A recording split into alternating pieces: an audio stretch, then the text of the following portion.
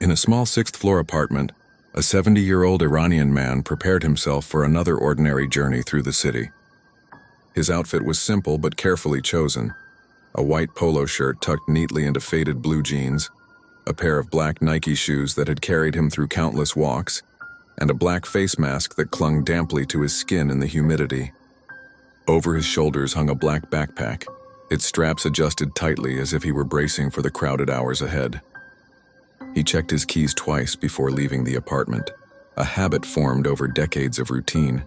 He pressed the elevator button and waited in silence as the machinery groaned somewhere above him. When the doors opened, he stepped inside and pressed the button for the ground floor. The panel glowed dimly, numbers ticking downward with a mechanical slowness. 6, 5, 4, 3, 2, 1, 0. Outside, the late afternoon light bounced off the glass towers of Tianhe Smart City. The air was still hot, heavy enough that his shirt stuck slightly to his back after only a few steps.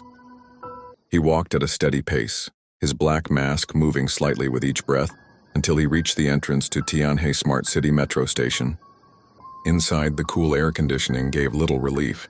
The station was alive with sound, the shuffle of shoes on tile, the muffled voices of announcements echoing through the underground halls, and the low hum of countless conversations in Mandarin and Cantonese.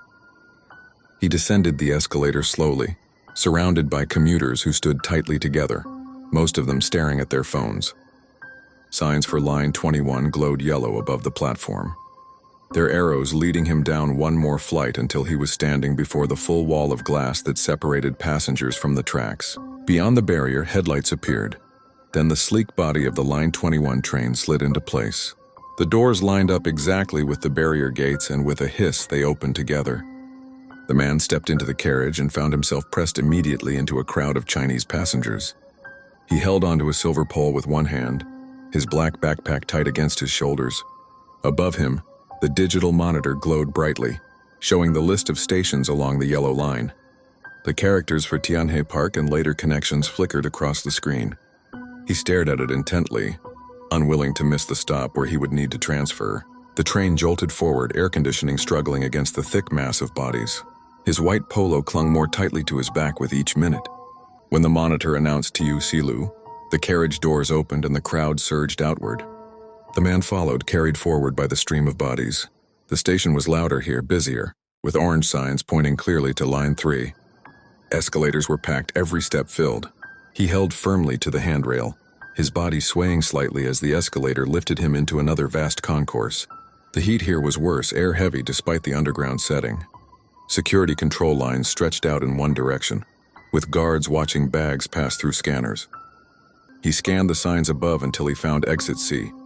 Adjusting his backpack strap, he moved slowly toward it, climbing step after step of a long staircase. Each rise brought him closer to open air, and as he reached the top, the muffled station sounds gave way to the chaos of Guangzhou streets. Evening had arrived. The sky was dimming, clouds tinted with fading light while neon shop signs flickered into life. The traffic above ground was relentless, buses groaning, taxis honking, scooters weaving between gaps. Crowds of Chinese pedestrians hurried in all directions, filling the pavements with endless movement. At the top of the stairs, waiting near the glowing Exit C sign of Tiyu Xilu, stood his friend, a younger Bangladeshi man in his early 30s, dressed in a plain gray t-shirt and black pants.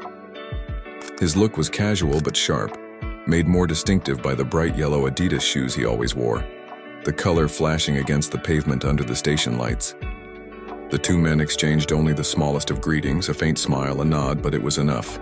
The air outside was thick and humid, clinging to their skin as though the day's heat refused to release its grip. The streets of Guangzhou pulsed with movement.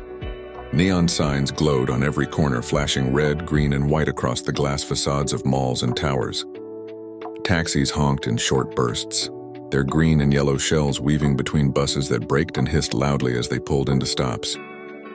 Above them, electronic billboards spilled light over the streets, illuminating the constant flow of people. Buses rumbled up to the stops nearby, releasing more passengers who joined the endless tide.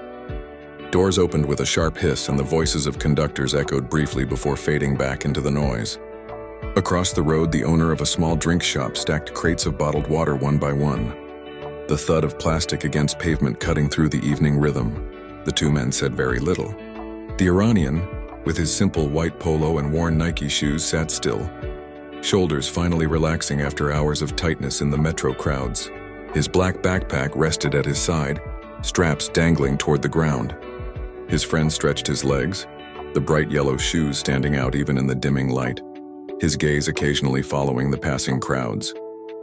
Above them, the sky deepened into night, faint purple fading into black as the towers of Guangzhou lit up fully. The glass of shopping centers reflected neon signs from every angle, while LED screens scrolled advertisements for the latest fashion, cosmetics, and electronics. The lights of Tiyu Xilu brightened steadily, and the energy of the district did not fade with the sun. It only grew denser, louder, and more alive. For a while, the two men remained on the bench, quiet observers of the city around them. They were part of the scene but separate from it, foreigners in Guangzhou watching the steady movement of crowds.